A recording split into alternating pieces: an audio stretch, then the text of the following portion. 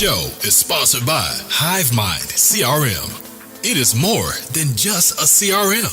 It is a real estate and business mastermind that comes with an all-in-one CRM. You can have unlimited websites and users. You can call, text, RVM, and email all in one user interface. And you can set up custom automations for any type and multiple businesses. 65% of companies start using a CRM system within the first 5 years of business. Once implemented, the HiveMind will save you on marketing, give you more time, and make more money. One of our users had his first $100,000 month using our system in June. We want to see you automate and accelerate your business. Text us at 210-972-1842 for future meetings and, of course, to get our $1 course on how to make more than 6 figures on one land deal. You can schedule your free demo today at hivemindcrm.io. Hi, this is Jordan Moorhead, and this is the Austin Real Estate Investing Podcast. Today I have Daniel Martinez here. Daniel, real quick, could you tell our guest who you are and how you're involved with real estate investing? Sure. So my name is Daniel Martinez. I am out of California, but I do invest in Texas. I do a lot of stuff virtually. Mostly all my transactions are done in Texas. We do land and real estate investing. We bought 100 acres last year in Texas and subdivided it into 10-acre lots. We're looking to do more of that this year. As far as I think that's all you asked me. Yeah. Yeah. Sorry. Just how you're involved with real estate investing. How? Yeah. I knew you asked me one more question, but I couldn't remember what it was. All right. So I do a couple things in real estate. So I have a software called HiveMind. We help people automate. It's a CRM business, help automate and accelerate their business. I have a data company called List Guys, provide data and skip tracing all over the US.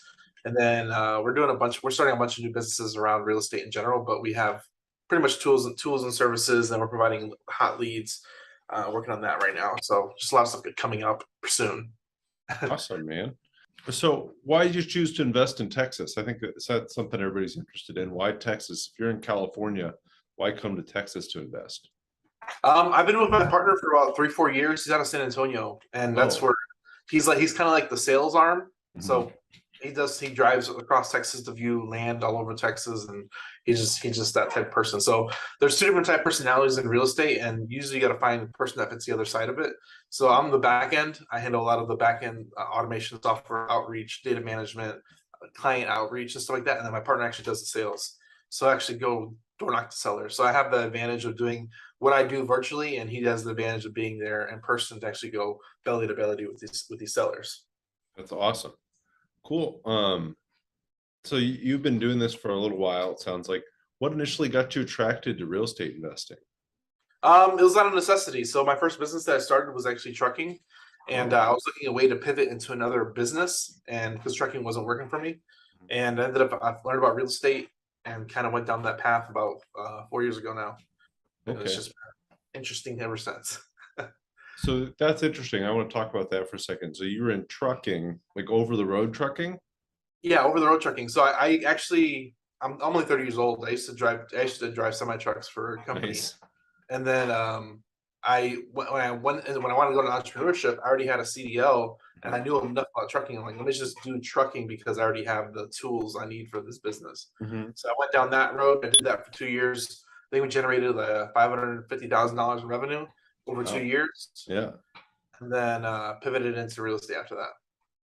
So what caught your attention in real estate investing to pivot from truck? Because I mean, those are 2 really different things. Obviously, real estate investing, there were probably a lot of trucks bringing materials to job sites, transporting all the things needed to make real estate investing happen. But it's not something you would expect somebody to go from A to B there. What caught your attention in real estate? I say this a lot, but it was when I was in trucking, I had a lot of times I would drive. Yeah. I used to listen to podcasts on YouTube. So when I was listening to podcasts on YouTube, I was looking for something to pivot into. And that's how I learned about real estate and wholesaling and all that stuff. And you kind of go down, once you learn about wholesaling, you kind of go to down the rabbit hole and you get stuck. So that's what happened to me. That makes sense. I think that's how a lot of people find real estate investing. They stumble across a podcast or a YouTube video, and then they just go down, like you said, go down that rabbit hole. Because there is so many real estate podcasts. We're on a real estate podcast here now. We've been going for a little over 2 years, but there are so many real estate podcasts, and you'll just find I don't know how many YouTube videos about real estate, millions, I would say. It's either in the hundreds of thousands or the millions on the YouTube videos. We have a big YouTube channel. We've got I think over 100 videos, and I haven't even been doing it that long. So there's so many on there. Awesome. So you've done a few deals. Do you guys mostly do wholesale then? No, we don't. We hardly ever wholesale nowadays. Okay. We're usually just we buy and flip. So just like Okay. people buy and flip houses, we buy and flip land. That's our Mhm. strategy. Oh, okay. So you mentioned the 10-acre plots, but then that was all you did, or most of what you did. Yeah, that's mostly what we're looking for right now. We've come across like other properties. Like I'm working on, I want to build. I came across a land parcel in Atlanta that I'm trying to build a storage facility out of. So Mm, I'm working that right now as well. So there's different opportunity with land because you kind of have a blank slate. So depending on where it's at and the access and utilities that come with it, you can do. You have a lot of endless possibilities to go in the direction you want. But if yeah. it's like large land parcel, we usually just buying and subdividing. If it's smaller, we might look to do like a commercial building on it, Mhm. depending on where it's at and the car count. It just really depends on a lot. Yeah, and the zoning too. Zoning is so important with the commercial there too. Zoning and what they'll allow you to build on it, I think is the biggest pieces there. But So you can always do a variance too. So if you have mhm, a good like parcel that has good roundabout areas, you can always do a variance, which is the process of changing your zoning. mhm. Awesome. I mean, that kind of leads me to my next question. So if somebody's looking for a deal like that, they're looking to do a land development deal. What's some advice you give to people to avoid getting caught in a tough situation and doing a bad deal? There's a lot, just like real estate, man. It's very, very broad and niche specific. Like there's a lot of people that they'll find land, do entitlement work, and then sell it to developers. So they're not even doing the front end, they're not even doing the back end multi-million-dollar development. They Yeah, just find raw land, do the variance entitlements, and then sell the paperwork to an end developer, and the end developer will come do that part. Because there's so many different facets of the real estate business that mhm, you just gotta find something you're good at, find a good niche, and just dig in. absolutely. So you're saying it's a lot easier just to entitle it and then pass it on to somebody else to do all the longer, harder work there. Yeah, because I mean, it takes a lot of money. Yeah. So entitlements is just time. It does take some type of it does take a little bit of money, but it's less money than actually building the actual asset you're trying to build. So there's tons and tons of companies out there that will actually like, hey, I have 4 to 30 acres with utilities, city water. What can you do with this? So they'll come in, okay, if it's 4 to 30 acres, I can probably build 200 units on this property. It already has city sewer, so I can build an apartment building. So they'll come in, do a variance. Hey, can we get the zoned R7 or whatever multifamily is zoning for that county is? They'll get a zone for multifamily, and then they'll, hey, Mr. Developer, we have this 15 acres that can do 250 units based off the zoning. We already got a paperwork for it. Would you buy it for this amount? And then just go that way. Yeah, that's smart. You take on a lot less the risk doing it that way too. Yep, 100%. And it's just doing paperwork. A whole lot less the risk. So what's something you tell a newer investor that might be looking to get into these land entitlement deals? Where do they Um, start? I'm not even. Well, I don't even do land entitlement. I have an Okay. off-take partner that does that. We do Okay. farm and ranch. So that's the thing about land. So I have clients that do infill lots. What's Mhm. an infill lot? It's something in the city where there's a house, a lot, maybe another house, then another two houses, and then a vacant lot. So those are infill lots. So I have clients that do that. They'll buy and flip those to builders or people that want to build their home, whatever, to Mhm. end buyers. And then you have like you kind of go a little bit because there's like different versions of this. So I have like 4 to 30 acres in town that you can maybe do an entitlement variance type property, and then once you get out of town, right on the fringe, there's people that want to live outside the city, usually within 90 minutes from an airport, 60 minutes from a major city. That's where we play in. So we're looking for 50 acres to 1,000 acres, anywhere in there that we can subdivide and pretty much sell off. So Texas has a unique law where we can just subdivide as long as it's 10 acres or more. We can subdivide without having to do any like extra paperwork. We just have to Yeah. get a survey done. So Yeah. that's where we specialize at. So we're in that area. So but we have off-take partners based on whatever property you do bring to us. Okay. Cool. I didn't know that.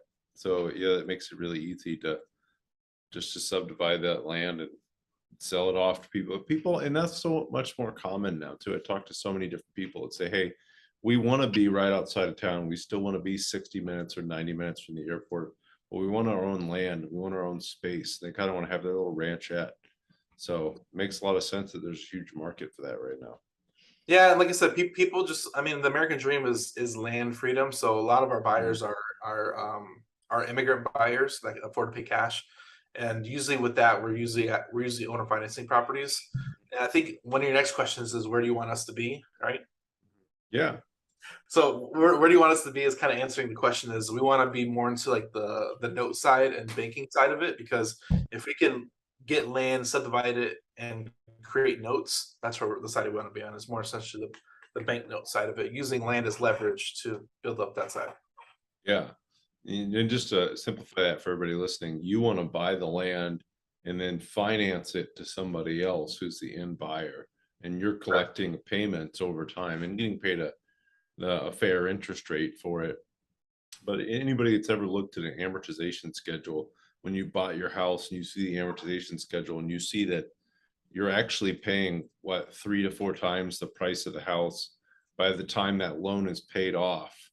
It's probably not 4 times, but I think it's like right now it's probably like 2x. As Yeah. interest rates go up, it's going to go 2.5, 3x of what you're going to the full amortize.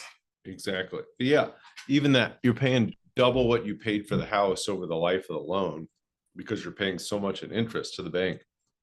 So if Daniel gets a piece of land, we're going to keep it real simple. If Daniel gets a piece of land and sells it for $100,000, but on a seller finance note at 5% over 30 years, Daniel might actually collect $200,000 for that piece of land. And that's the magic of seller financing. People say, oh, why would a seller want to do that? That's exactly why they want to do that. And they're not paying tax on all that money at once. They're paying a kind of a trickle over however long they finance the deal for. Yeah, it's you actually pay less taxes by doing an installment sale. Mhm. And the other advantage is that land isn't lendable. So if we become the bank, there's plenty of buyers that want to work with us versus not work with us. Yeah. We can really position ourselves as the lender. Yeah, that's smart.